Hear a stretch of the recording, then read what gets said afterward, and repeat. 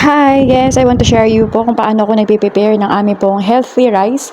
So, yung pong rice ko po ay sinasamahan ko po ng malunggay. Blend ko po yung malunggay namin sa labas.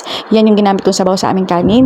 At kapag yan ay naluto na, lumamig na, inilalagay ko po yan sa freezer. So, ganito yung ginagawa ko. Nilalagay ko po siya sa sandwich, sa ziplock.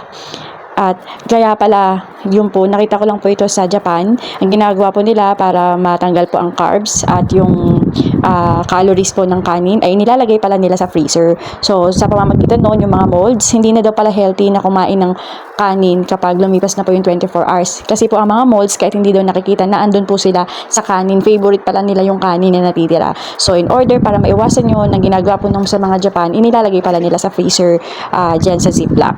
At kapag ginawa natin yun, ang nangyayari, mas napipreserve po ng matagal ang kanin. Yun, pag kailangan ko na po siya sa tanghali, sa umaga pa lang, inilalagpas ko na po siya sa freezer, ganyan siya katigas. At dinidefrost ko siya at i-microwave ko po siya.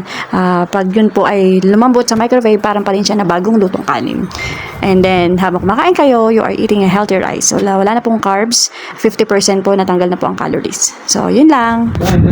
Thank you for watching.